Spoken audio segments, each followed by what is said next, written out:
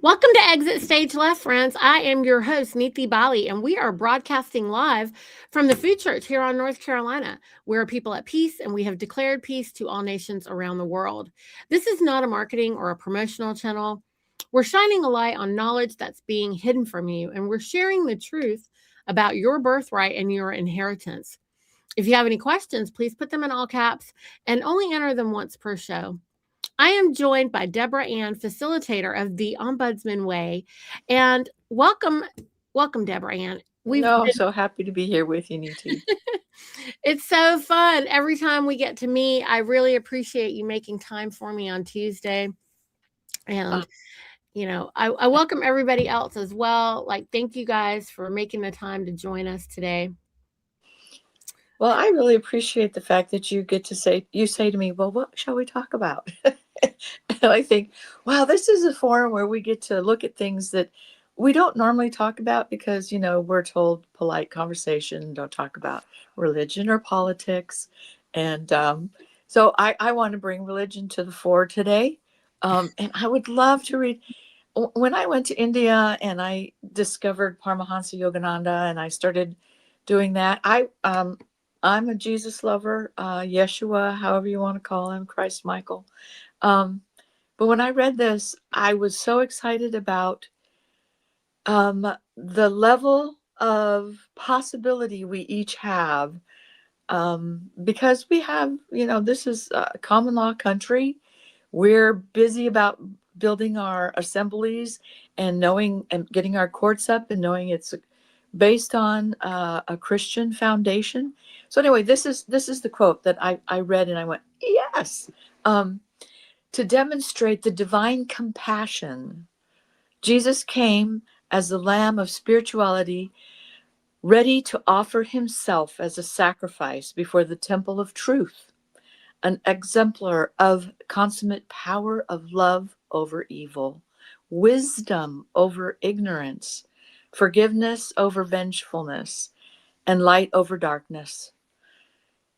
Those are all things we need today. He showed that the power of love could conquer the Roman Empire, which with all its might could not suppress his philosophy.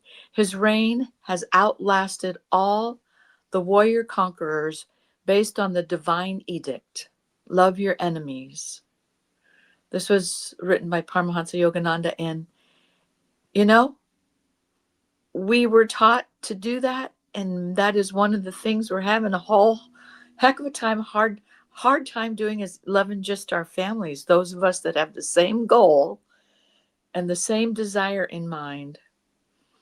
So we have the ability to have love over evil, wisdom over ignorance, forgiveness over vengefulness, and light over darkness. And of course, I'm going to bring another of my favorite people in here too, is Dr. Hawkins, who says one of the problems we're having is we keep thinking there's opposites, light and dark. But when you actually look at it, it's light and then less light and less light and less light, or no light. It's either light and less light, or no light. And then if you think about it, they're not being opposites. If there's evil, it's just not really, it's a lack of love. It's a lack of love. So we have love on one end of the spectrum and then less love, which we get into selfishness and greed, and unforgiveness, and then less love, and then less love. And then what we're doing is not loving at all, and we're calling that evil. So, what do you think about that, Niti? What do you think about religion and what we're doing in our assemblies, and how we've been actually, they've been successful in separating us from um, the truths that we need to live, and the truths that make us who we are as a living men and women? Hmm. That's a very loaded question. I'll say this. So Deborah-Ann and I, we kind of see the whole thing, but then we've come at it from very different places. And so I don't necessarily, um, I I can't say that I don't agree. I definitely come at it a whole different way. For me, you know, all the religions are incorporated. And at the end of the day, any of us who were colonized, we are all Catholic. I mean, that's how they raised us, okay? In terms of they've raised us all Catholic. I don't agree that it's Christian in alignment with Jesus, because I believe that I don't know that Jesus would agree with most of this nonsense at all. And so I don't know what you want to call that, but to me, religion is 1,000,000% just corporate, and they bastardized all the spirituality and the truth behind all of that for every faith. I mean, I tried to go and figure that out with with a variety of different faiths, including our own. And for me, it was really different because I'm a Carolina girl. Okay, I grew up in churches in the South, and so I was in I was in Bible study, okay, growing up from being a baby. But also, we're from India, and my mom is very practiced in her spirituality. And so our faith always encompassed, like, if you look at the Bhagavad Gita, then all of the Bible is encompassed within it. And so we were never raised to believe that there was any division at all. And so when everybody here on the States says that to me, I just am like, what are you talking about? Like, I am you and you are me. So I don't even know what you mean. Even though I was in Bible study, okay, here, the people that I was studying with didn't give me a different impression, or I just didn't receive it any other way, I guess. I mean, I don't know. Well, So, it's really interesting that you talked about the oneness, mhm, the everything is encompassed. If you look at the history in the United States, mhm. we have in the churches, they are all warring.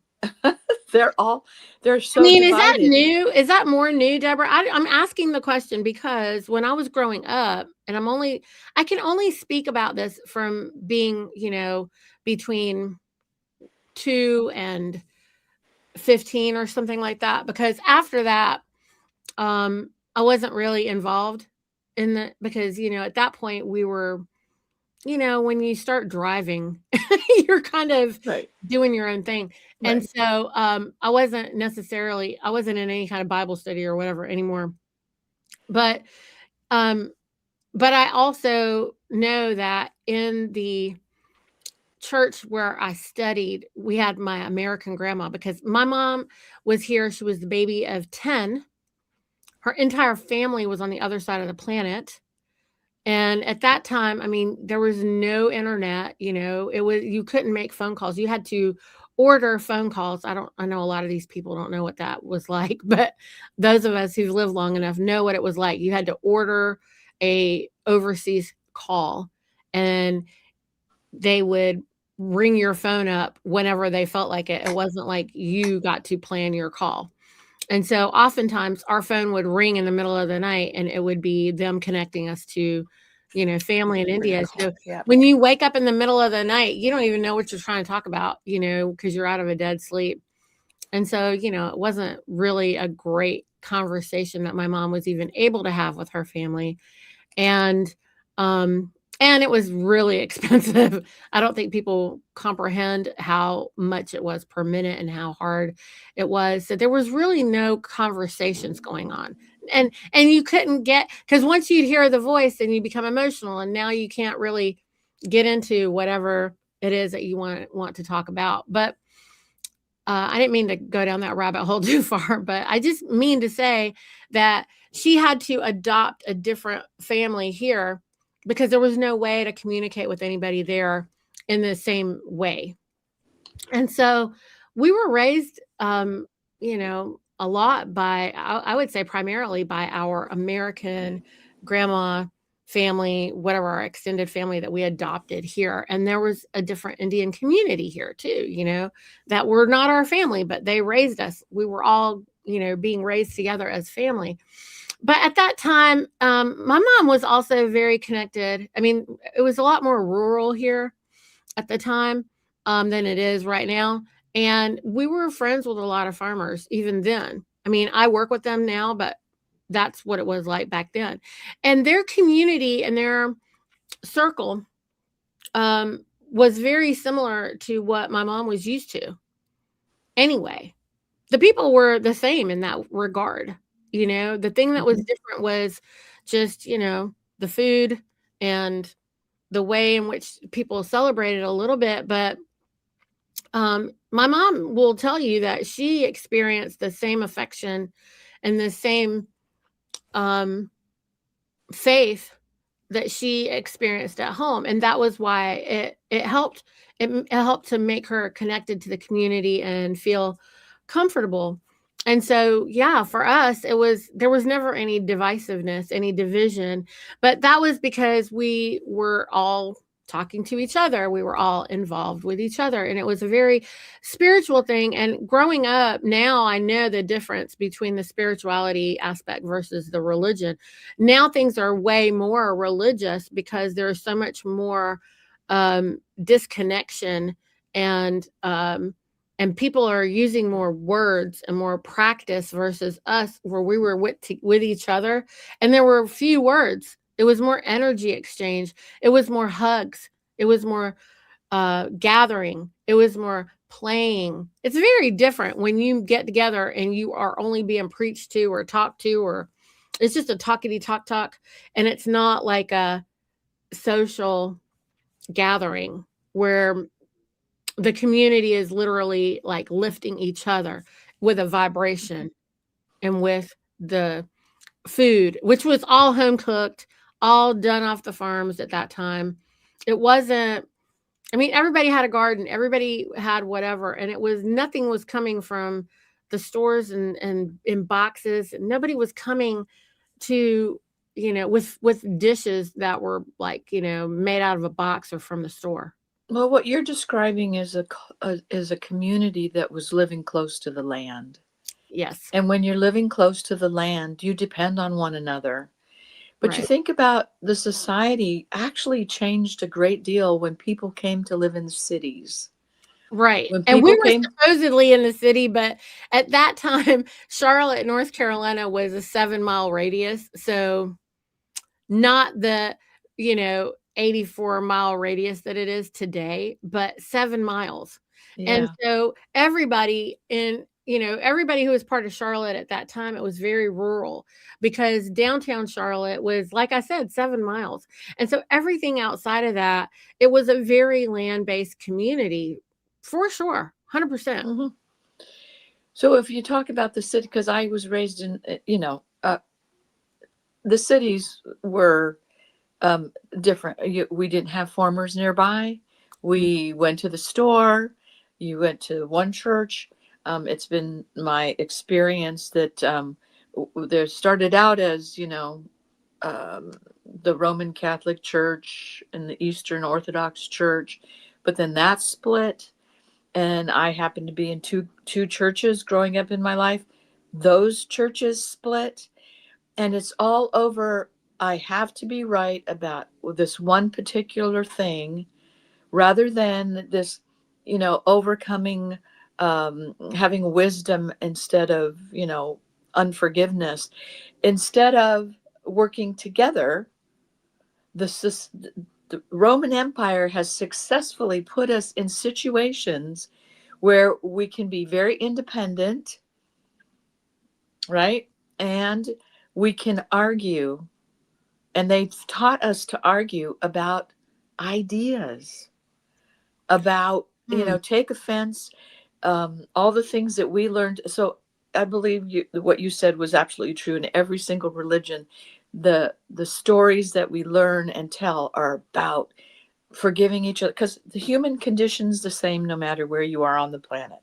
We are all born narcissists. because we want our milk, we want to eat, we want our, we want everything, and it's being done for us. And we grow up and we learn that, there's not just me on the planet. I've got to get along with my brother or my sister or, whatever. But I would argue that we're not narcissists, because narcissist is when your left hemisphere of your brain is dominant. And I believe when we're born, we're holistic, because we can see pattern recognition. We can have the big picture thinking. We can have all of those things. Narcissism is when, because the left hemisphere of the brain is the intel, and the right hemisphere of the brain is the genere. It's the gens. So it's intelligence. So which I is should holistic. not, I won't use that word. I'll say selfish, self-centered. When we're born, we have to be, or we're not going to survive.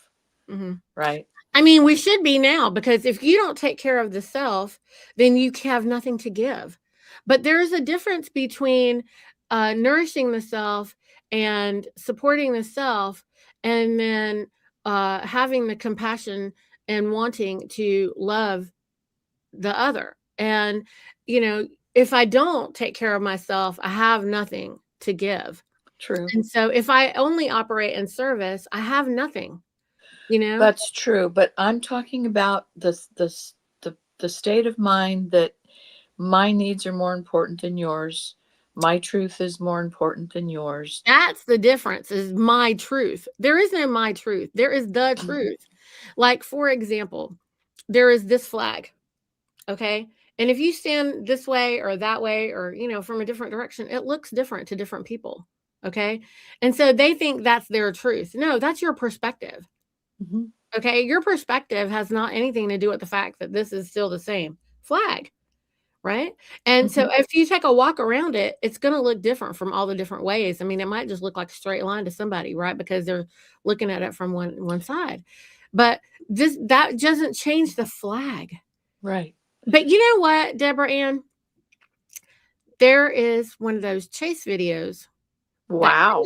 That kind of breaks this down. And so when you brought this up, I wanted to share this with you. And I wonder if you would mind if we share this, because he literally takes all the various religions and he's breaking it down. Are you interested in that? I would love to. He's got such good information, and he's got a good heart. The reason he's sharing it. Yes, I'd love to see this.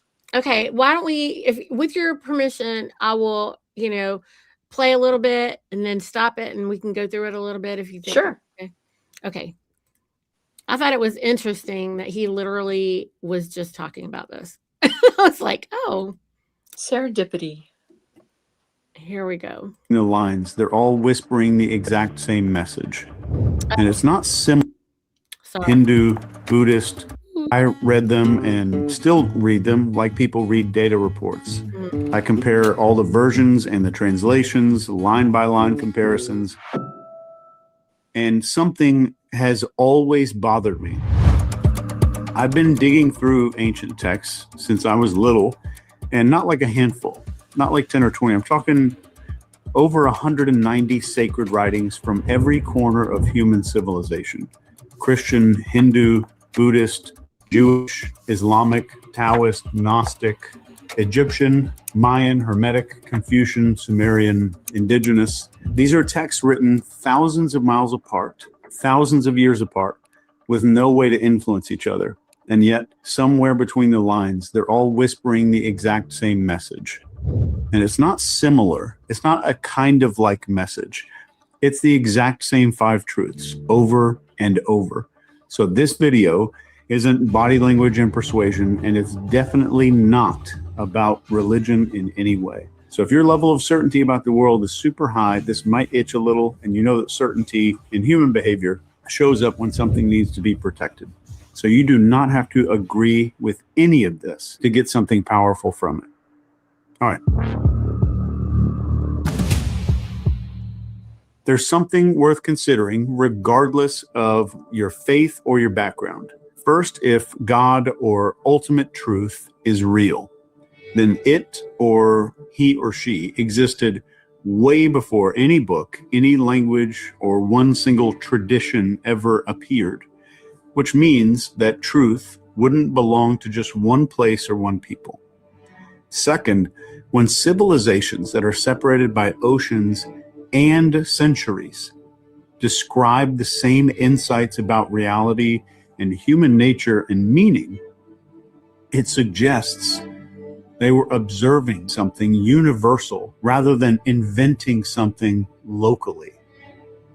And just like gravity existed before we ever had a name for it, and mathematics works the same everywhere on Earth, truth, and I mean truth with a capital T, doesn't change based on culture or belief. It just gets described through different and very flawed human lenses. This is one of the deepest spiritual experiences sound so unbelievably similar across traditions. And I think it's why history's greatest teachers didn't try to fracture humanity, but they tried to wake it up to something it already carried inside of it. Across every culture, every timeline, every belief system humans have ever built. When I first saw the pattern forming, it didn't feel like research in any way. So this is what I mean. Like, this is the great remembrance, right? It's the great remembrance. And the truth is bigger than all of us. You're muted, Debra-Ann. Sorry about that. I think the one thing that I picked out right away when he was speaking was that if something needs to be defended, it's because it needs to be protected. And truth doesn't need to be protected. If something is real in you and in your life and you know it, you really know it, you don't need to defend it. Right. This is why we've been saying, knowing is very much different than believing, right? We don't need to. So this hits, I know it really like grates up on people when I'm like, okay, we don't need believers. What we need is knowers. But Sure. Then the corporatocracy has made us believe that we can't know anything, because they're like, oh, are you the knower of all things? This is, and they think it's a joke. But when you say, no, I mean, I have access to knowing. Mm-hmm. I mean, I That's really true. do. I really do know how to scramble eggs. I really do. So you don't have to defend it.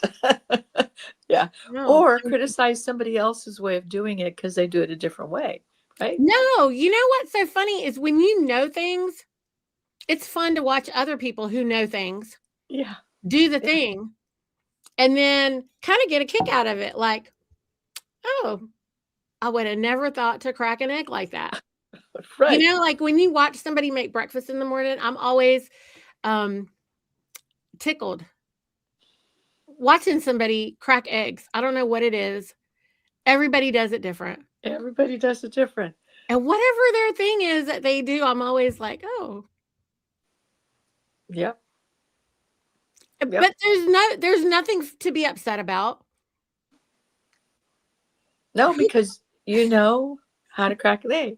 The and guess what? Landed in the pan, girl. It's in there, and they know how to crack an egg too. It's just not your way, and there's nothing to fight about there. No, as long as it gets in the pan. Yeah. And also, it's interesting when you know things like that or know anything, right? You can have different kind of conversations. Like, what do you call scrambled eggs? Like, what are they for you? Is it that you first scramble them in a jar or something or a bowl and then you put them in the pan, or do you scramble them in the pan? Mm-hmm. What's scrambled eggs to you? Mm-hmm. Everybody does it different. My in-laws do it in the pan. I do it in the bowl. And it makes a different product. Mm-hmm. The end result is, I remember my first question that my mother-in-law asked me. It was like the first time we stayed with them after marriage. What do you consider scrambled eggs? And I was thinking to myself, what do you mean? And then when she started describing the different things, I was like, and then I thought it was interesting that she even asked. She didn't just make eggs. She wanted to know. Yeah. My in-laws asked too. They asked, do you like them wet or dry? And I never thought about it. I thought, oh, there's a way, Yeah. It's true. I mean, yeah. And also, how much fat do you want in the pan? Like all the things, right? Yeah, right. But you're not mad. No. And there's no argument. No. It's just a preference, right? Right. Yeah. Okay. And you know what your preference is. Yeah, let's see what he has to say. Okay, here we go. In any way. It felt like finding a message that humanity buried, like fragments of a treasure map that we, as a species, were unconsciously developing for some future generation to find. And I think there are a few things that nobody wants to be said out loud.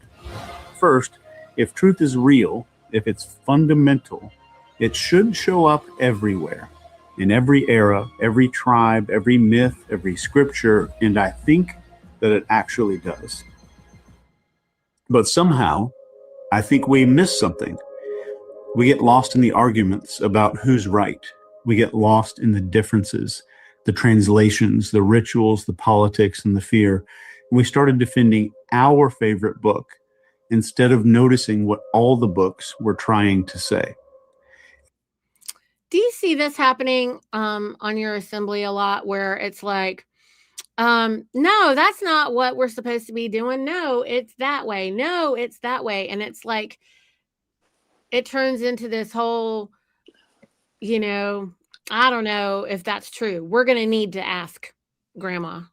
Yeah. One of the things, I think Grandma knows we're smarter than all the questions we ask her because, right. Because if you use your common sense about the way things need to be, I mean, people want to ask her questions about things that she has said time and time and time and time and time again. And the truth is, each state is different. But what happens in our assembly is we have people who have stepped up, dug right in, did their own research, figured out how to do something, and then everybody says, well, why are you doing it that? You don't have the right to do it that. Do you have the authority to do that? What do you think you're doing? Rather than trusting someone. And the truth is, we're going to do things and we're going to have to rewrite what we do because it doesn't work. But we've got to do it, right? Well, or if you've run a family business before, I have, okay, we don't write things down for 10 years because you're not going to keep it like that. It's not going to stay that way. And I get it. Like when you're working with, different people, like several different people, then it makes sense to just start. And then, every 3 weeks or 4 weeks, say, okay, what have we learned that we know now? Right. And then you can put it down. But a lot of times folks won't even let you get that far. You're like, brother, can we just start? We just need to start. Because even if you're following the directions on how to put a tent up when you're out camping somewhere, everybody's going to do it a different way. Because everybody reads the directions a different way. Right. And when they're going to be like, oh, but when Mark does it, he can do it and it actually stands and it doesn't fall apart. And that was the best way. We need to always do that. Okay, that one's worth writing down. Right? So if you start, then as you walk down the road a little bit, you're going to say, oh, we didn't need to write those first 50 things down. I think being able just to be okay with it. I mean, just move forward and do something. Yeah, go with the flow. And if it doesn't work, change it. It's okay. There's nothing serious going on mistakes. Here. Right. But if they're all the time like everything is so serious, then why? Why is it so serious that you can't there's nothing serious going on. We're trying to figure something out. And, we can't really mess it up that bad, As long as we're doing it all together. Well, I think the thing about the pictures that he's showing where things are coming apart is sort of like being so boxed in mentally to one thought and not being flexible.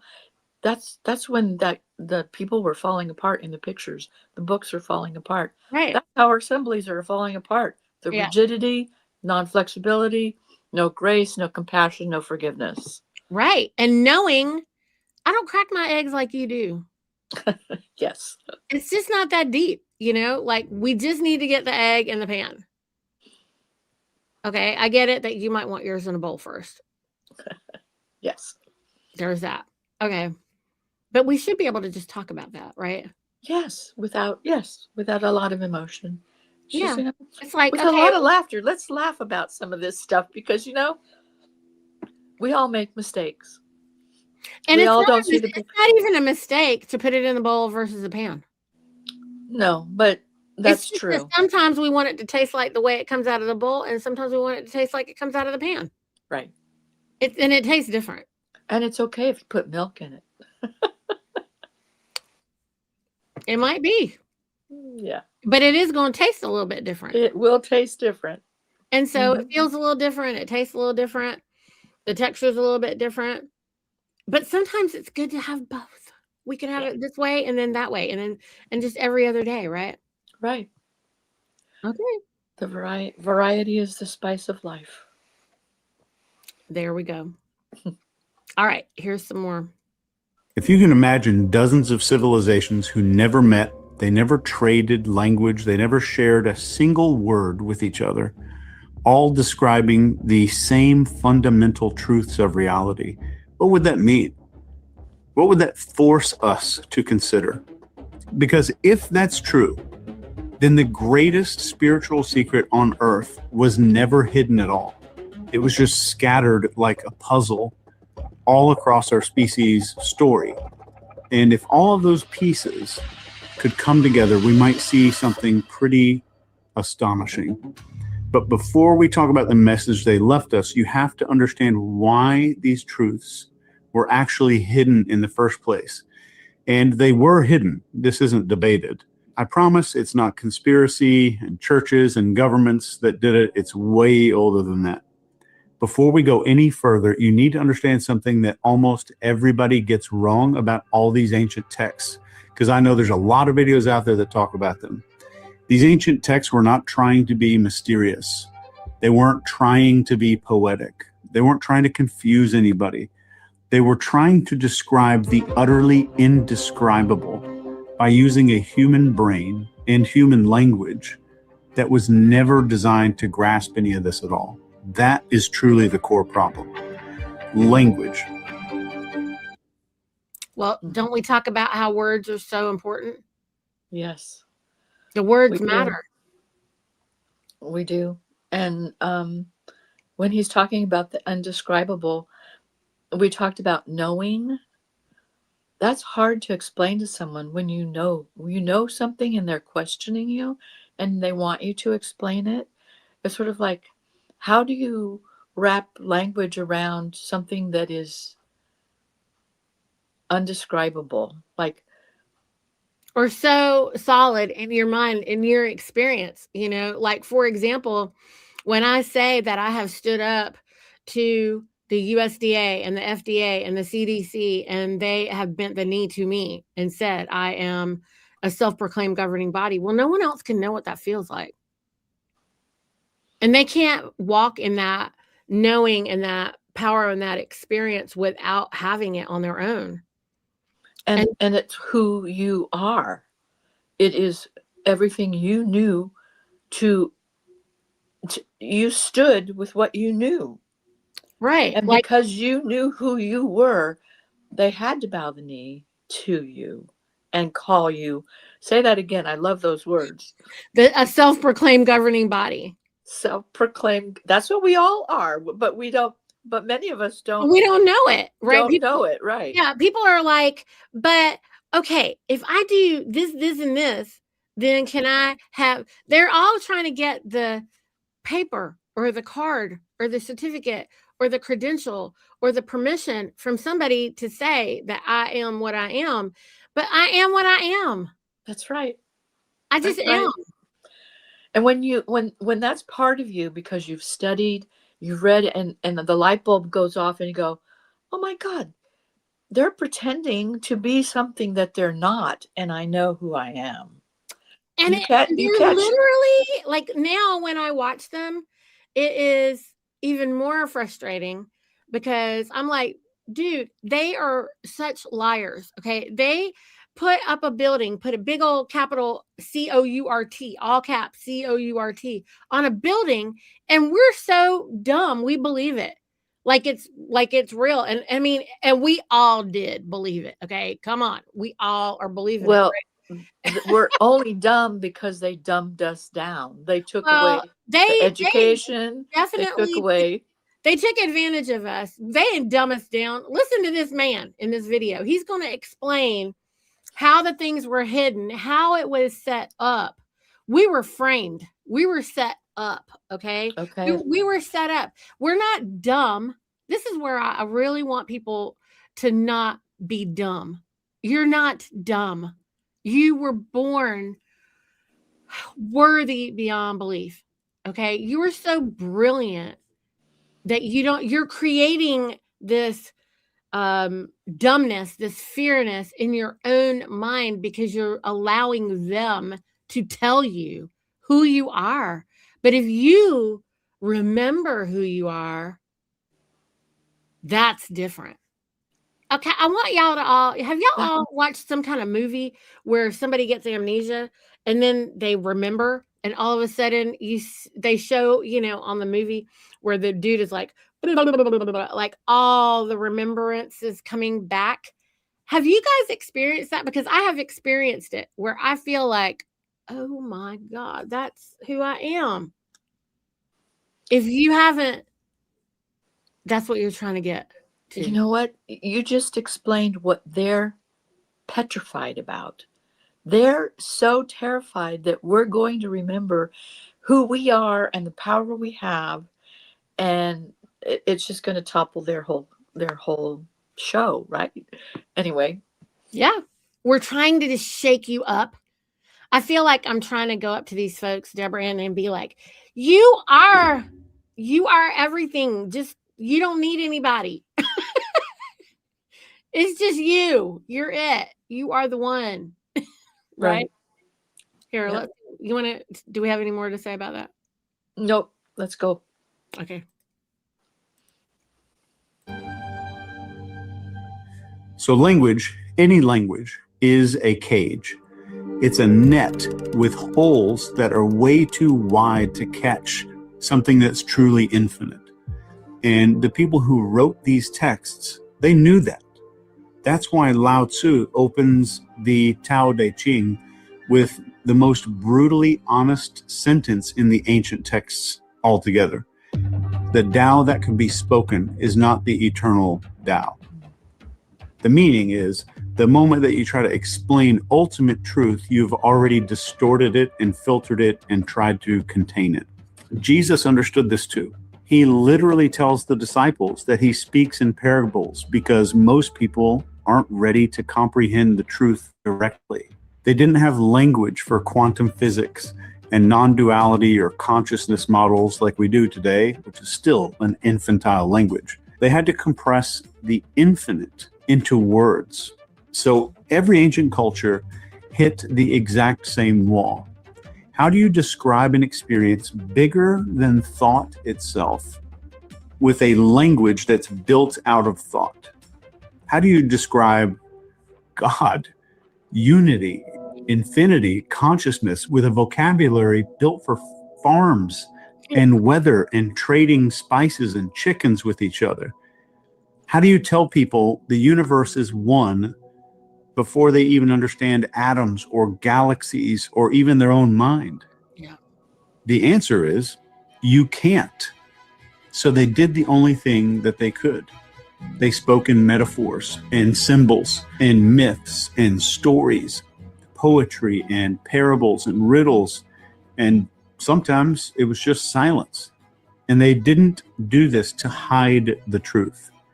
The truth was just too large to fit through the doorway of our primitive little language. If you can imagine standing in front of a sunrise so massive and overwhelming that words feel absolutely stupid to describe it. Yeah. Now imagine trying to explain that sunrise to somebody who's never seen light before. This is why ancient texts seem contradictory. The problem wasn't the message. It was the translation. Different. Okay. I don't know how many people Debra-Ann, have you ever been on the west coast of Florida in the water at sunset? No, but I've been on the California coast. In the water? Not in the water. If you're in the water on the west coast, I don't know if it feels the same on California because I've never been in the water on the west coast at sunset because, frankly, I can't stand the Pacific. It's so cold versus. So, well, yeah. I mean, you're in the Gulf of Florida, so yeah. So when you're on the west coast of Florida, when the sun sets in the water, as the sun drops, when it goes bloop into the water or, into the horizon, the entire shore pulls back away from the land. The waves go backwards from underneath your feet. And it is such a powerful feeling. And it's like the ocean goes down with the sun. Oh, wow. It goes chasing the sun like, no! It kind of pulls away. And if you're in the water at that red hot moment, it is a very incredible experience. People gather on the water on the west coast of Florida at sunset, and they play drums, and they have all of these like pan drums and different instruments, and everybody's dancing at sunset. And if you're in the water at that moment, it is something like nothing I've ever experienced. And so when he's talking about that, we're talking about those kinds of experiences. Yeah, those moments. Wow. Nature is just so much more powerful and complex and beautiful and loving and kind and graceful, and just, it's never hard or scary or it doesn't feel dangerous. It feels like it's always thrilling. I mean, I don't know. Thrilling. No good words. There's no good words. The beauty of what you just shared was, now I want to experience that. I have never been down there. I've never been on the west coast of Florida, but that explanation that you just gave makes me want to experience it, because, I won't know what it's like until I actually do it. The only thing in my life that I experienced that was magical was when I was in India. The sun was going down, but if you held your arms out like, parallel, the sun was going down and the moon was at the other end of my fingertips. I could see the moon on one side and the sun on the other, in the water on the beach. And I don't even remember the name of the body of water that we were on, but anyway, those moments are magical. Yeah. It's really, really powerful. And so this is the way it feels when you know something, but then you can't really make anyone else feel confident in your knowing. They have to know it. Yeah. So if I were going to go tell someone about what you just shared with me, and I tell them how magical it was and how the sun goes down and the water goes away from you towards the sun, they'll go, no, it doesn't. And then there's secondhand knowledge. I couldn't defend it. Right. Also, you might feel like arguing it because you don't know it. Right. You know, like if they don't believe me, I would just be like, well, whatever, because, you know, I know that's Right. what happened, right? And Right. so I have nothing to say. Right. Like, believe it or not, like, I'm not seeking your agreement. This is the difference. When you know things, friends, you don't seek the agreement of other people. That's true. Yeah. There's no reason to argue. Right. So if I know how to scramble eggs, if I know what it feels like on the West Coast in the water when the sun goes down, I have nothing to argue with you about. And that's how I feel about things I've experienced with Anna's teachings. Mm-hmm. She's taught law. I've exercised it, and it actually works. But you have to do what she says, and you have to make sure you do all of it and not half of it and not a portion of it. Mm-hmm. And you can't do some of what she says and some of what, you know, I don't know who these people are. There's those UCC guys. Like, there's so many of them. Like, there's a million people trying to tell you a million different ways to get remedy. But if you mix that stuff up with what Anna says, it will not work. It won't. It will not work. And Because we need, first of all, you don't know who you are. right.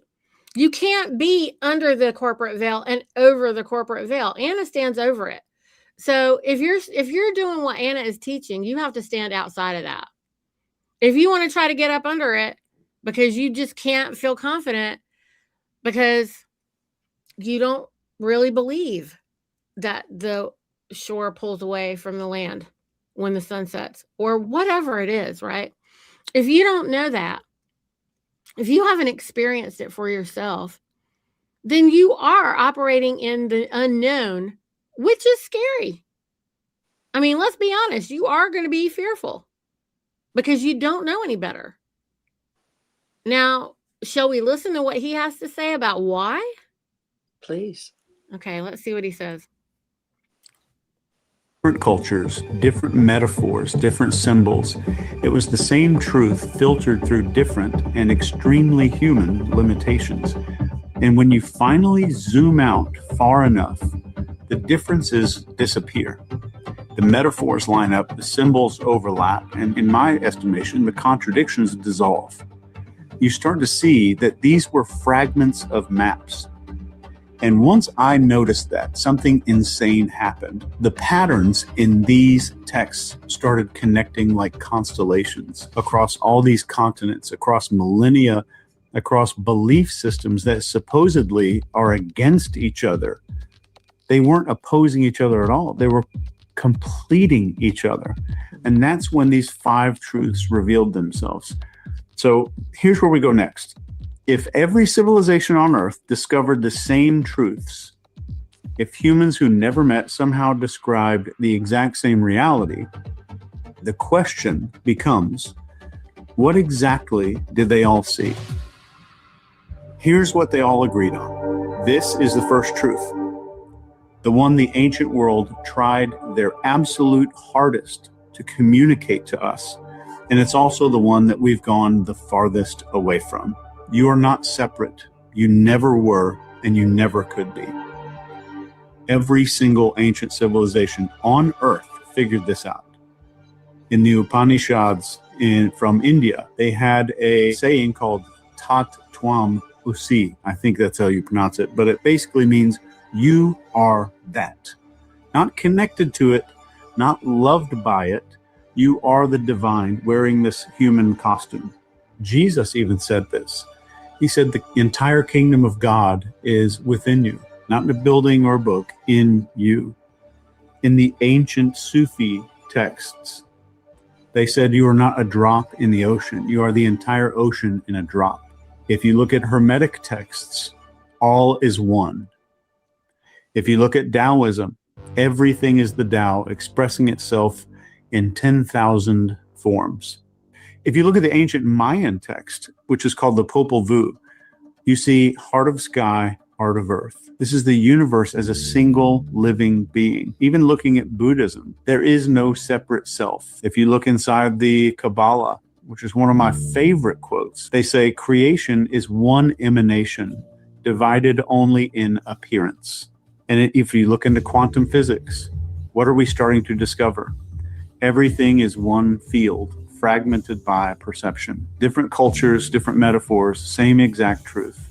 There is no you versus the world. There's only this one universe, like experiencing itself from your point of view. Separation. There's the alpha and the omega, right? Mm-hmm. And that is, it's the infinity. It's the beginning and the end. Right. I love this truth. This truth internally in my own experience has allowed me to view the other as a reflection of myself. 100%, yeah. And as I've been able to live with that, if somebody is like in my face and saying terrible things to me, I'm thinking, that's me saying that to me. Why am I saying that to me? What is it I have to look at within myself to move past that? And there can only be love and forgiveness. Mm-hmm. Well, it's not even something within you. I think a lot of people overthink that moment and punish themselves needlessly. And it could just be that you're just in a bad frame of mind in that second, you know? And so if something like that's happening, it could just be in that moment. It doesn't mean that you have to rethink your whole everything. Like, you know, look at what you have done and this is where you're at and this is all of you, because that's not true. That's not how I look at it, because I look at it.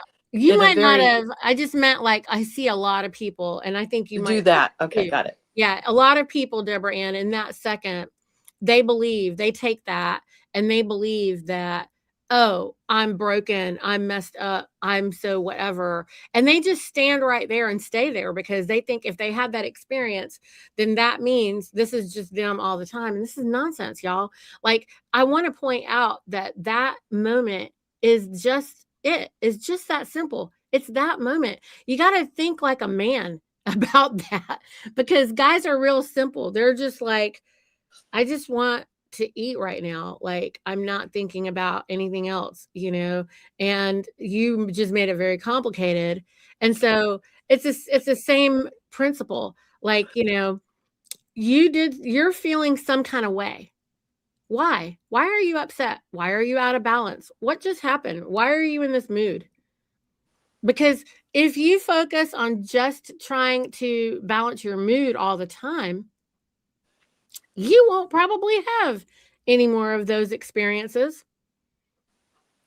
Then there's the other end of the spectrum, which is the person who doesn't see that reflection and makes the other the target and blames them. And that's where the forgiveness and compassion need to come in.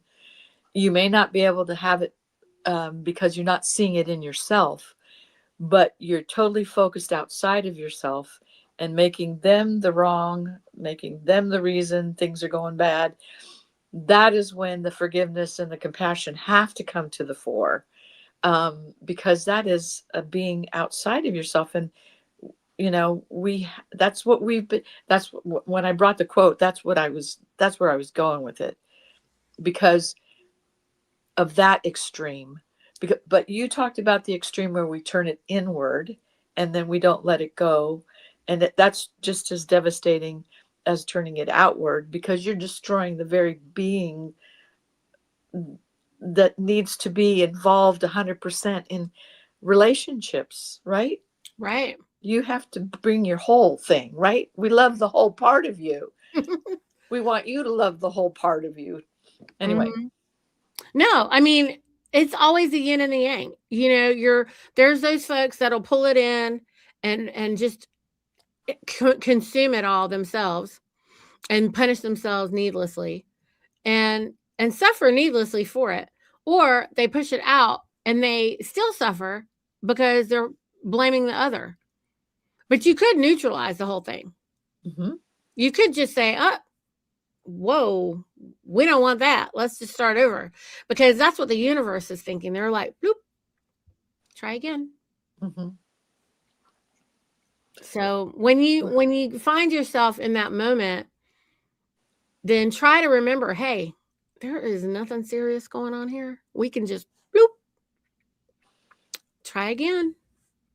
Yep. They say those emotions, those strong emotions, when we let them pass through, only last about 90 seconds. And the emotions aren't who we are. Emotions just happen in the moment. Right. Try to let them play out and don't disrupt them. That's the other thing about this whole 10-second society right now. Yeah. No. 90 seconds is a long time when you're waiting for something to pass. Well, me and Tammy spoke about this before. I think you and I have spoken about this before. It used to be that when you had conversations, I say something, we Then drink I it say in. something. Yeah. I mean, you got to drink it in for a minute. Mm-hmm. And that time that it takes for you to do that changes what it was that was just put out there at least 50 million times, right? Yeah. All right. Shall we continue? I was going to say, what's number 2? Is what they're trying to show us is a hallucination. Being divided is a glitch in humanity, and isolation is not really real. This is the kind of the metaphor they're trying to get us to understand. When a wave rises up out of the ocean, it looks separate. It has its own little shape. It has its own motion, its own lifespan, but the wave is not actually a thing. It's the ocean, just for a few seconds, expressing itself in a temporary form. When you were born, that was the ocean rising. When you die, the wave goes back into itself. You never stopped being the ocean. You just forgot for a minute. And when every ancient text says things like one spirit, one God and Father of all, as above, so below, you are that. The kingdom is within, all is mind, everything is the Tao. They're all trying to point at the same thing. You are the universe, aware of itself. You are the divine, looking out through human eyes temporarily. You are not the world. The world is in you. And here's the super raw part that they didn't say outright. Every mystic hinted at this. If you aren't separate, then your entire life, your entire identity, your whole entire worldview might just be built on a misunderstanding. And that misunderstanding is what makes most of us suffer. Because the moment that you believe that you're separate, you start fearing loss and death and rejection and scarcity. And we start chasing significance and validation and control. We start defending our little ego like it's sacred. But the moment that we remember what we actually are, the fear goes away. Conflict all dissolves. Loneliness goes away. Death changes meaning entirely. And life becomes something that we can finally understand. A single field of consciousness, somehow playing out as billions of expressions, trying to remember itself. This is why truth number 1 sits at the foundation of everything else. Because if we are not separate from each other, and if you're not separate from the universe, then what comes next is the operating system of reality. Number 2, fear is an illusion, and love is the truth. So if the first truth is that you're not separate, the second truth is the one that keeps shaping your entire life without you realizing it. Fear is the greatest lie ever told. Love is the only thing that's real. Every ancient text, it doesn't matter the culture, it doesn't matter what language, repeats the same idea so many times it's almost suspicious. The most repeated phrase in the entire Bible is fear not, or do not be afraid. A quote from Jesus says, perfect love casts out fear. We hear the Buddha say, hatred does not cease by hatred. By love alone is hatred healed. In the Bhagavad Gita, we read, the path of devotion, love, leads to liberation. The path of ignorance, fear, leads to suffering. The Tao Te Ching, we see courage comes from love. Paralysis comes from fear. In the Dhammapada, we read, the mind is everything. meaning that fear starts in the mind and not the world itself. In ancient Sufi wisdom, we specifically see from Rumi, your job is not to seek for love, but to find and remove the barriers you built against it. How beautiful is that? All these civilizations that never spoke a single word to each other somehow arrived at the same conclusion about reality. Fear is an illusion that keeps us asleep, and love is the frequency or the thing that wakes us up. Fear shrinks self, and love expands the self. Fear breeds ego, and love dissolves it. Fear isolates you, and love reminds you who the hell you actually are. Fear makes you chase approval, validation, and money and control. It makes us compare ourselves to everybody else. Fear makes us live like something is missing. Love, in the ancient sense, isn't romantic. What they mean is oneness. It's alignment. It's essentially the recognition that we're made of the same stuff, the same light or the same source, whatever you want to call it. That's why fear feels bad, because it's biologically incompatible with what you actually are. Every mistake you've ever made, every relationship that blew up, every regret you carry, every time you sabotage your own potential, it's all fear.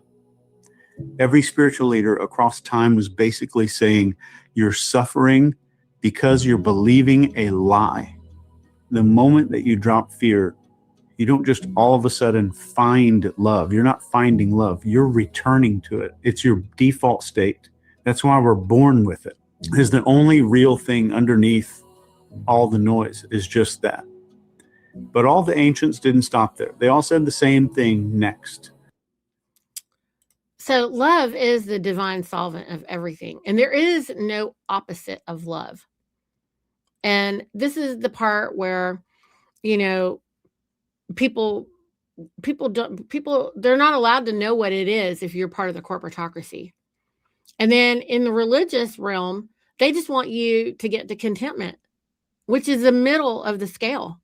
You're not allowed ever to find yourself or find your way up to ecstasy, because that's some kind of sin.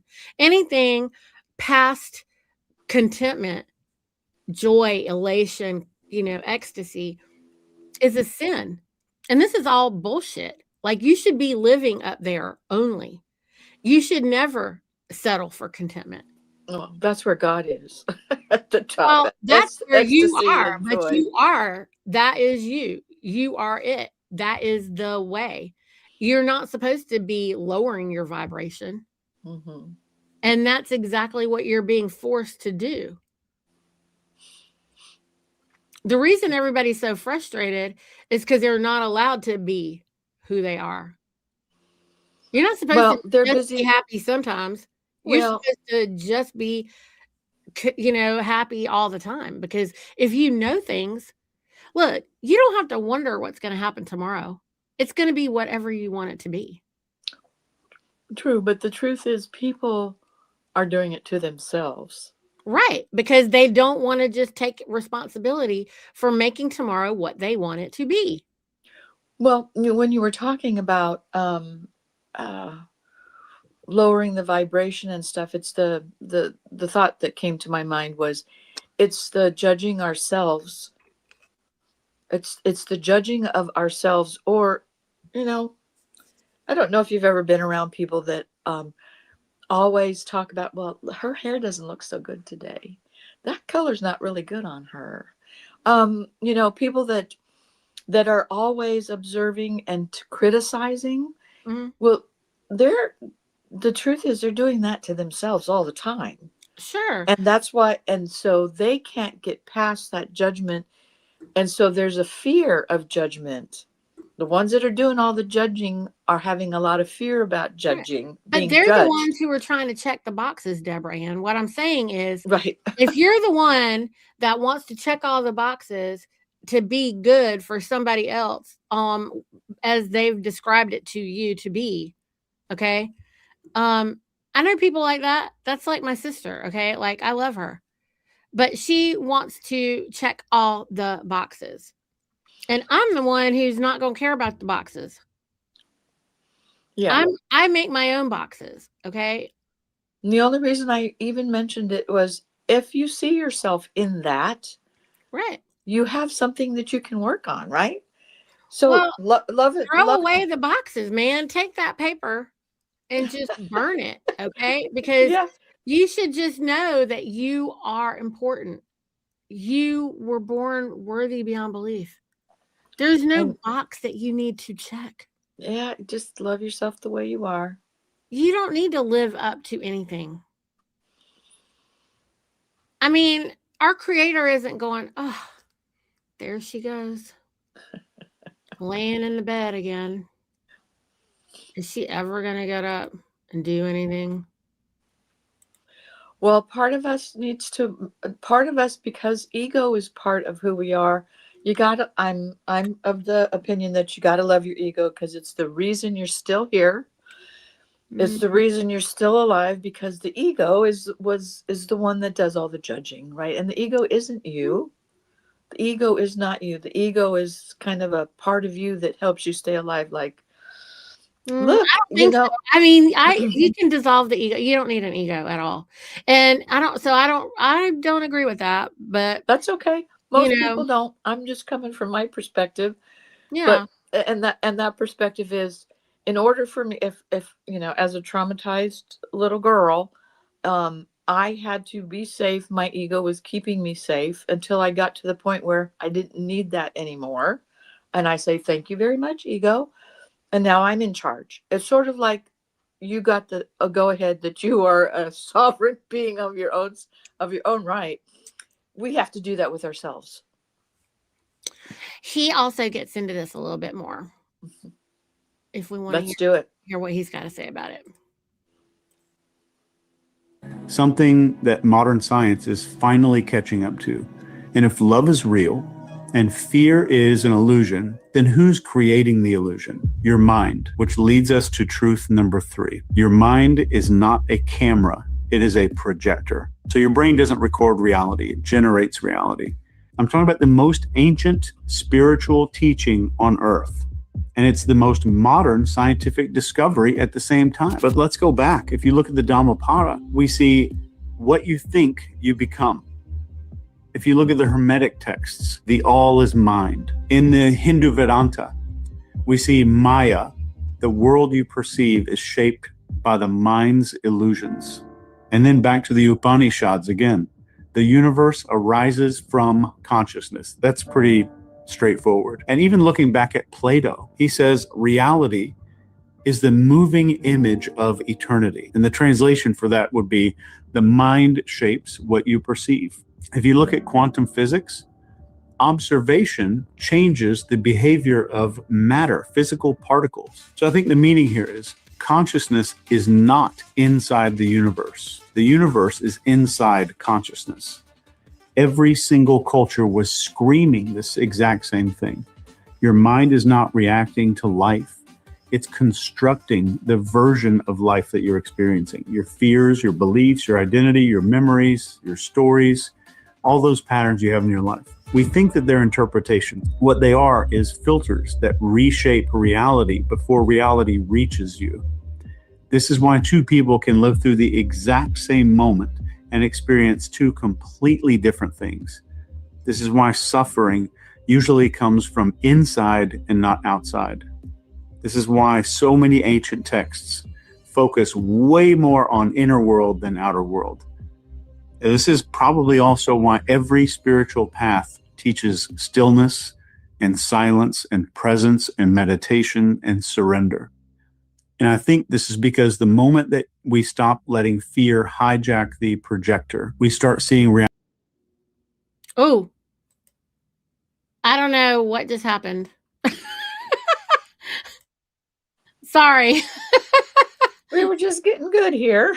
I think I accidentally pushed a button and I apologize. Let me get us back to there. But in the meantime, I like what's happening here in the comments.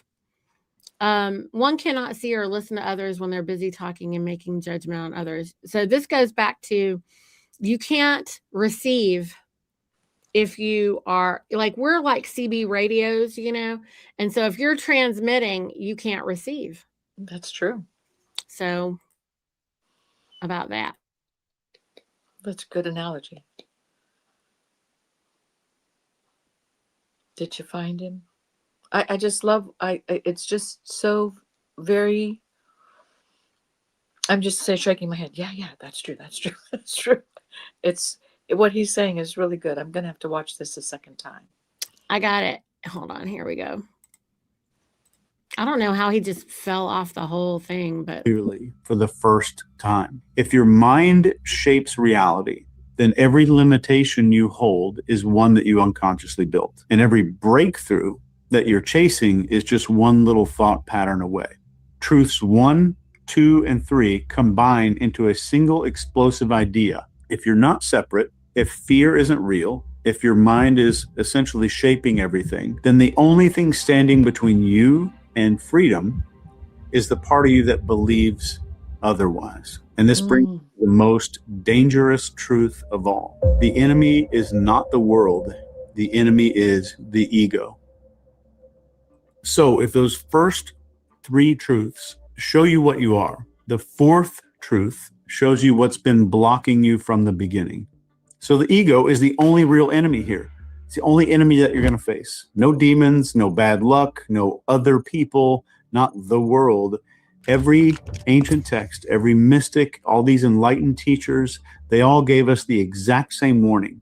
The thing that we call us, the thing that you call you, is the thing that's hurting you. If we look in the Bhagavad Gita, we see the self must conquer the lower self. If we read Plato, he says, all sins come from excess self-love. If you read the words of Jesus, unless a man dies to himself, he cannot live. In the words of the Buddha, suffering begins with attachment to the self. In the Tao Te Ching, we see he who defines himself can't know who he truly is. Different continents, different countries, same diagnosis. The ego is not your personality or your identity. It's not your sense of I. Let me give you a definition of ego that's going to change your life if you adopt it. The ego is the story that you built to survive your fears. It's a mask, it's a guardrail, it's a little protective suit that we stitch together from trauma and insecurity and expectations and some conditioning. And that suit becomes our prison. But the ego desires one big thing: separation. It needs to feel separate to exist. Separate from other people, separate from the big universe, separate from the divine, separate from truth. The ego has to be able to compare. It feeds on better than, worse than, smarter than, more deserving than, more important than. So basically, the ego needs 3 things. It needs hierarchy, conflict, and recognition. So it needs to win, to be right, to be special, to get defended by you. This is why it never shuts the F up. The ego is the voice that says they're judging you.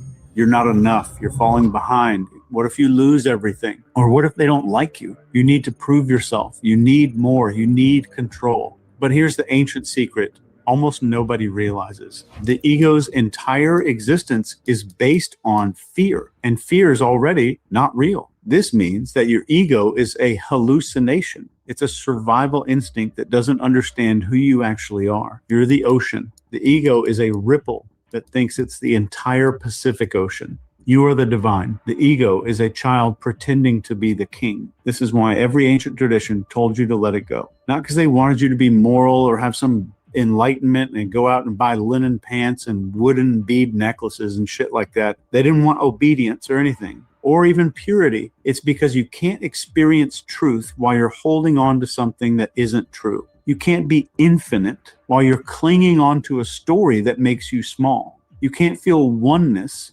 while you're protecting a self that doesn't exist. You can't wake up while you're defending the dream. And once you drop the ego, even if it's for a little second, you'll feel something terrifying and beautiful. You never needed it. You were always complete. The armor was the wound. Ancient teachings weren't obsessed with humility. They were obsessed with liberation. And once the ego falls apart, the final truth appears immediately. And this is the final truth that ties the entire universe together. This is truth number 5. Everything is connected. This one. I just want to unpack that for a second. So you see what I'm saying? It's like, oh, you're muted. You're muted. I'm going to have to watch that 5 more times. Yeah. Oh, wow. He said this would change your life if you accept it. If you accept it. Oh my gosh. That was a whole big teaching. Yeah. So this is the thing that when I was listening to him, I was like, people don't know that because I did know that. And that's the argument I'm always having. And so when he put it together from all the different places, I thought, oh, that was what made me love it so much. And I would love for you to show this and share it with your Ombudsman way, because I think it's really big, because there's so many people that are trying so hard. This is the part where, you know how they say you never look back. This is the problem I observe a lot right now, is people want to look back, they want to go back, and they want to heal themselves, and they're doing all this work to heal their, past and, whatever karmas and all these things, which I'm telling y'all, I think it's a hoax. Okay. And the reason I think it's a hoax is because of what he just explained. Because you can, once you comprehend that we can't make a physical quantum leap, but we can make a mental quantum leap, then you can mentally just change your mind and let it go. And so if you just let it go, it is gone. You don't need to go back and dive in and be miserable, because the way mentalism works, if you do that, you keep reliving it over and over again. And the reason that I know this, Debra-Ann, is because of the loss of my daughter and explaining to everyone how I figured out why food works a certain way or doesn't or whatever. Okay. And every time I'd have to tell them the story of whatever we went through for me to know what I know, it was killing me. And I had to let it go. And the only way to let it go was literally to drop it. Mm-hmm. And that's why I wrote the book. Now I have a whole bunch of haters who think I'm not sharing what I know because I want them to buy the book. No, I can literally not talk about it again. Mm-hmm. Because every time I think about it or talk about it again, I am mentally regressing. And why in the world would I ever do that? Because they say, if you turn around and look back, when you turn around and look back, you will turn to salt. So what you're saying basically has been proven by the CIA, believe it or not. Yeah. And Kathy O'Brien actually wrote a little book. She's an MK Ultra survivor. Yeah. And her rescuer was someone who was deep involved in how they did this mind control and all this other stuff. And so she wrote a little book called PTSD. I forgot the rest of the title, but it's by Kathy O'Brien. And the truth is, he taught her right at the beginning. Now, the CIA knows this. CIA did not share it with any of the mental health professionals. But the CIA knows that if you talk about it, because she tells you in there, you never share the story. You never share the story. Never. Because every single time you do, you reinforce the pathways in the brain that keep the trauma alive and don't help you heal. The rapist, the therapist is the rapist. And the one that makes you keep talking about this is turning you to salt. And they keep So what you said is absolutely true. So remember, guys, your feet are facing forward. That means we don't look back. That's why when, Debra-Ann, when people are like, what about those people that were in the old assembly and they don't want to come and work with the new assembly? Okay, well, bye. We can't worry about that. We keep the door cracked. We leave the door cracked, just like Anna always does. But as we learn and we get better and we know something and we move forward, you don't turn around and look back. You're not leaving anybody. Nobody can get left if they want to come. If they want to come, they're coming. That's exactly what I was going to say, because the truth is the door is open and people choose whatever path they want to walk. If they want to work and they want to put the assembly together, they will be there and they will move past whatever they need to move past. Right. And if they don't, they're not gonna. And you can't make them. Right. And also, what in the world does that have to do with the work? It doesn't have, well, the problem is, I was taught a long time ago that you can take offense for someone else, but you taking offense for someone else just puts you in a situation that you weren't meant to be in. You are choosing to be in that situation because you're taking an offense for someone else. Did that situation have anything to do with you? Did you like what happened? No, you didn't like what happened. But does that mean you have to live your life based on the fact that you didn't like what you saw? No, you still have a choice to move forward with your life because you cannot change the path someone else has chosen to walk. Right.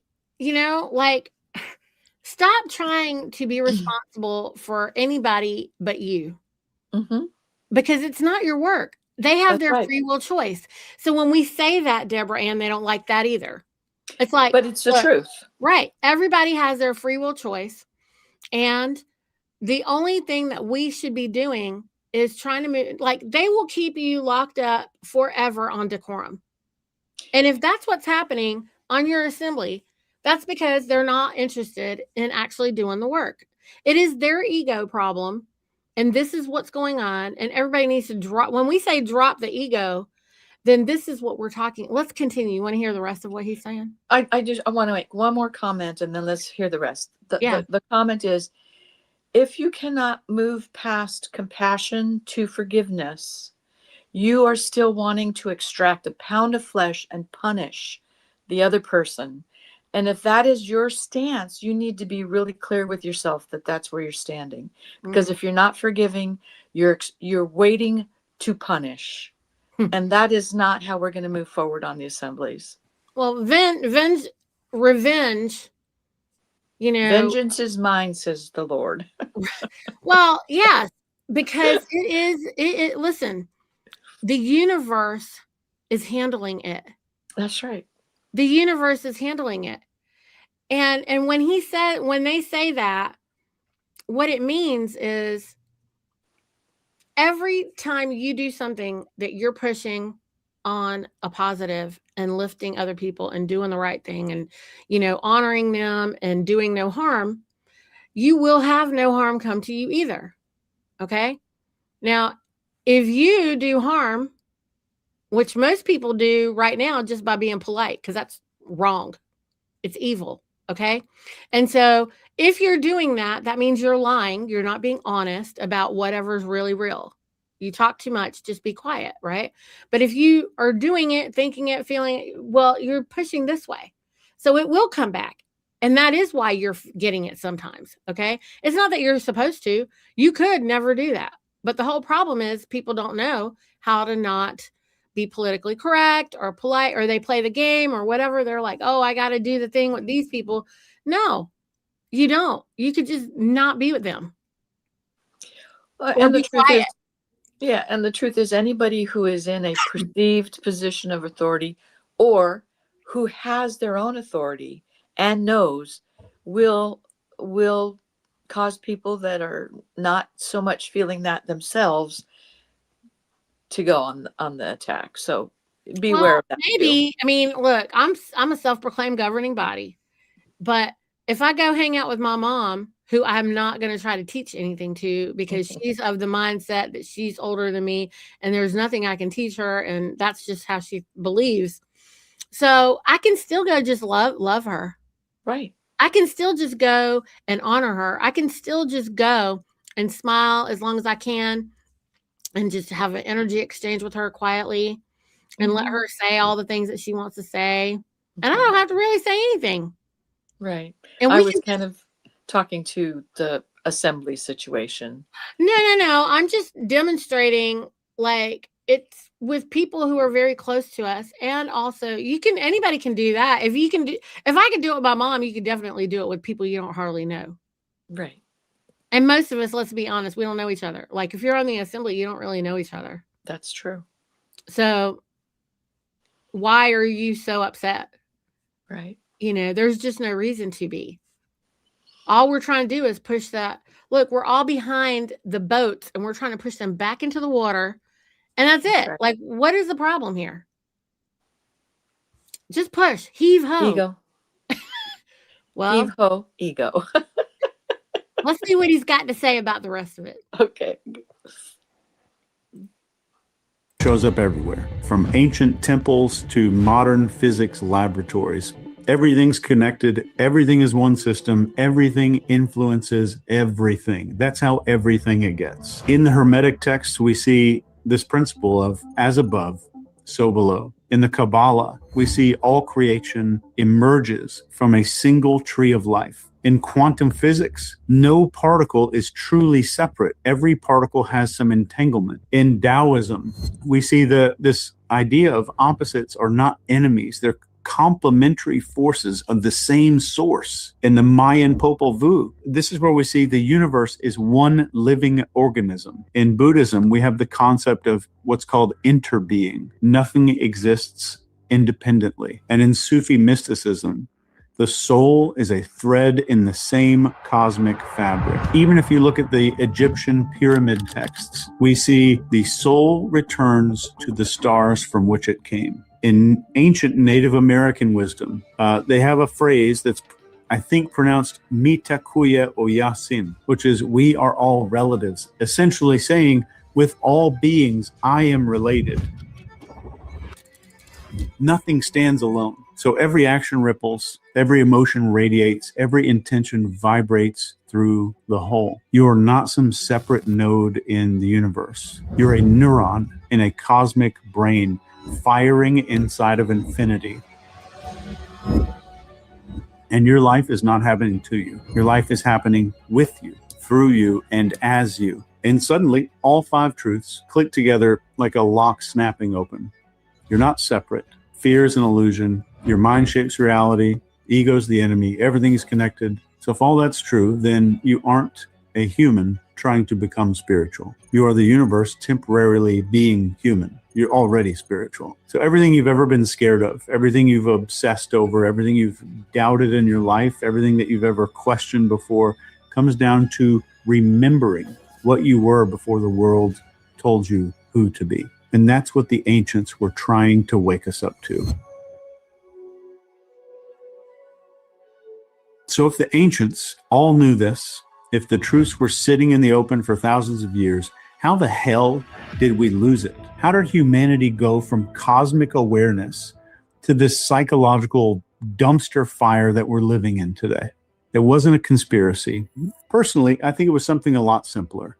It's much darker and it's a lot more human. We just forgot who the hell we were. We got hypnotized by who we thought we needed to be. So the moment that humans started building civilizations, we needed to gather a bunch of resources. We needed to protect our borders. We needed to survive these crazy harsh winters. Fear became a tool. And then after tens of thousands of years, fear became a habit. And then fear became a culture. And everything that fear touches, obviously it corrupts. That's why every single ancient text, even the Bible, they warn us about the same exact traps of greed and ego and power and materialism and comparison, desire, control, and attachment. They weren't trying to teach us to be moral. This had nothing to do with being a moral person. They were describing psychological malware. In Tao Te Ching, when wealth and honors lead to arrogance, it brings evil. If you read the Quran, you're going to see, do not commit abuse on the earth, spreading corruption. In the Bible, it says, do not store up treasures on earth. You read the Buddha, and it says, clinging is the root of suffering. Every tradition saw this coming. The moment humans forgot who they were, they try to fill this emptiness with every single thing they can except the truth. And that's exactly what we did as a people. We built entire civilizations on top of a lie that we're separate. These giant economies on top of the lie that we're all lacking. And we all built identities on the lie that we're not enough. The ego that starts off as a small little tribal safety mechanism became this global operating system. We started comparing and competing and hoarding and fearing and posturing, consuming, scrolling, performing. We turned life into a weird little scoreboard, and we made success a really, really good-looking costume. And we traded all of our meaning for dopamine. We replaced being still and mindful, maybe just let's call it boredom. We replaced boredom and silence with lots and lots of noise and distractions. But I think the biggest one of all is we stopped asking, who am I? And we started asking, who do they think I am? We traded a lot of truth for distraction. And the worst part is the distractions got really, really effing good. Scary, sexy, addictively good. So we engineered apps that hijack our nervous system. We have news cycles that feed off of our cortisol and our stress. We have algorithms now that weaponize our attention. We have cultures that are built on outrage and tribal division. If you live in America, you're in the middle of it.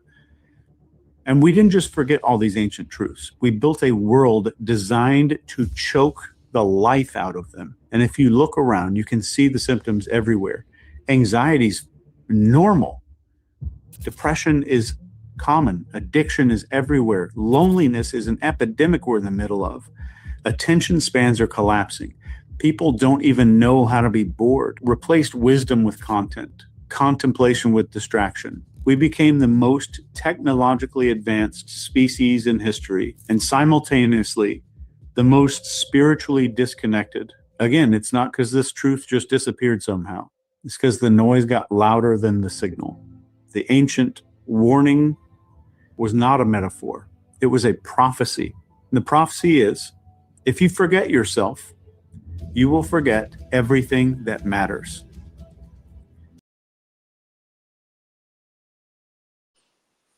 Wow. You're muted, Niti. Sorry. I was just saying, that's it. Like, you have to, this is the great remembrance, y'all. We must remember. And so, I talk to these young moms and they feel like they have to have their kids in something, in a program, on something, on a schedule, every moment of the day. The greatest gift you could ever give a young man or a young woman is to leave them alone. Boredom. It's important. Go outside. I don't know what to do. Go be bored. I don't care. Bye. Our parents, the best gift they ever told us was get out. Go outside and just be outside. Oh, you don't want to be outside? I have a job for you. Okay, I'm going outside. Right. Yeah. And that was the greatest gift.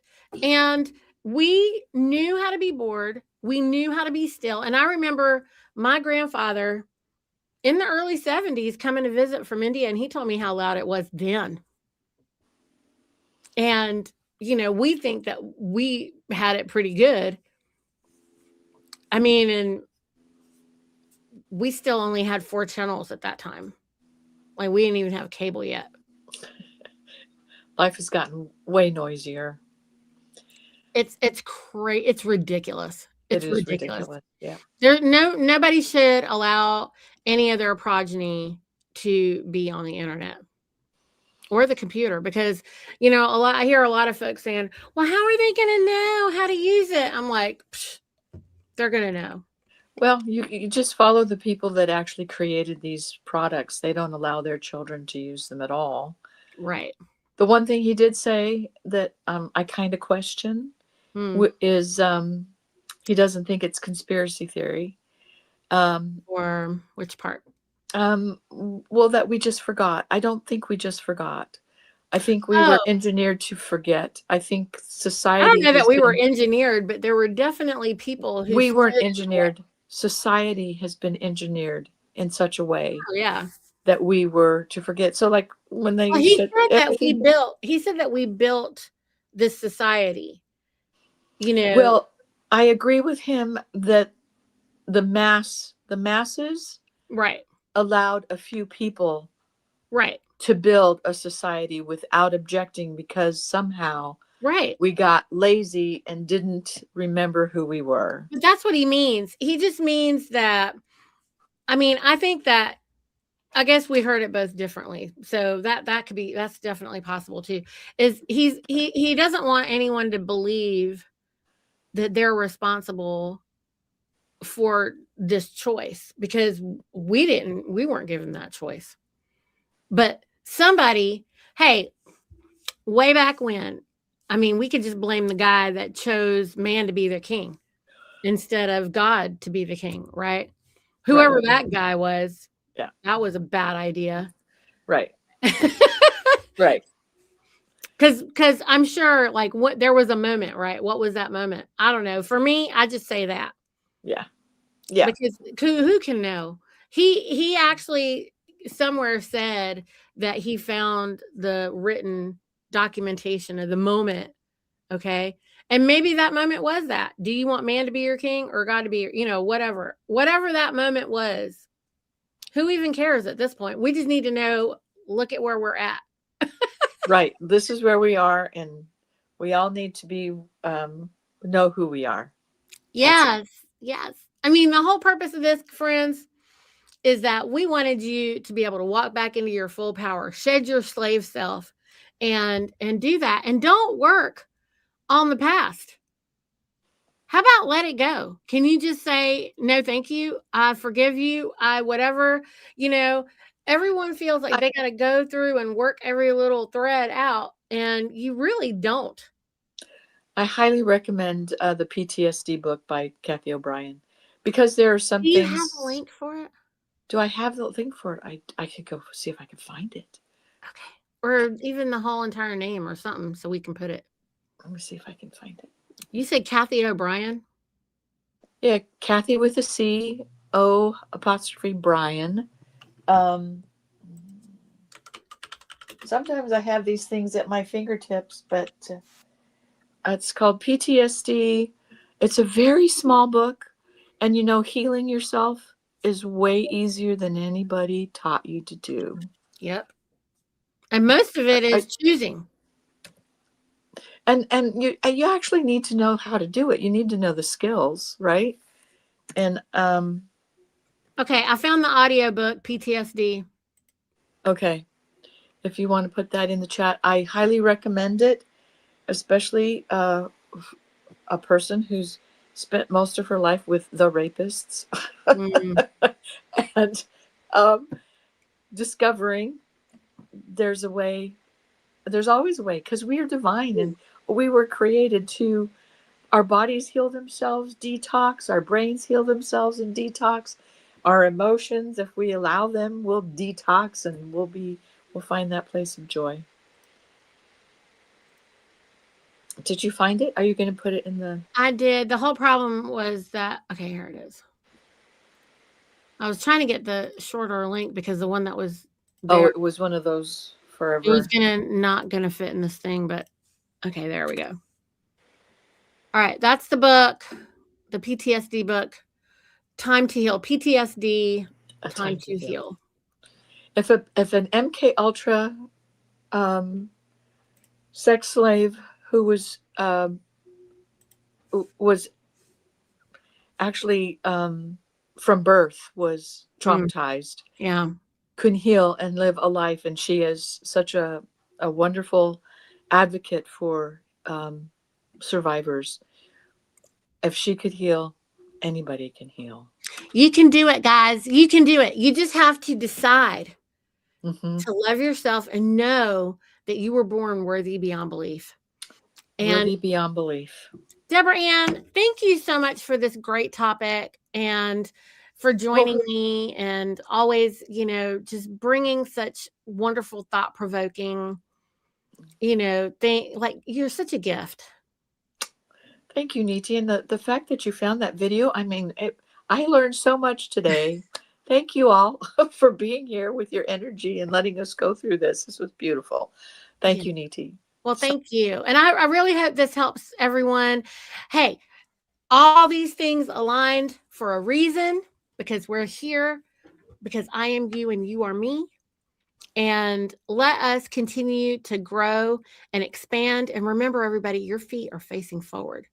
So let's stop looking back, okay? Very good. Thank you. Everybody, get ready to join me. I'm going to be on air on the United States of America podcast with Hudson in about 15 minutes, actually. Oh, boy, you go Oh, very good. I'm doing a back-to-back today. Back to back. Okay. And then I just want to say next week I am taking a break I'm calling it Easter week. It's my daughter's born day week, and we are going to be celebrating her.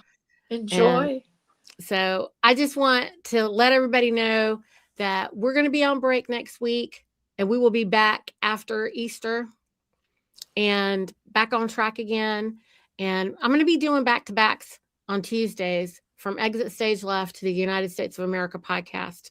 Wow. And so I invite everyone to plan your day and join us for, I think, two very different styles of conversations. And I hope that, that they are helpful for everyone and for all of us in this great time of change as we are elevating and raising all our frequencies. So you are so versatile and you bring such great stuff. And yeah, they're both different, totally different kind of conversations, and both of them very needed. So thank you, Niti. Thank you so much, Debra-Ann. And I did paste everything in the chat, you guys, and I'll make sure that we have those in the show notes. And I'll see you guys not next week, but the week after, okay? Goodbye. Thank you.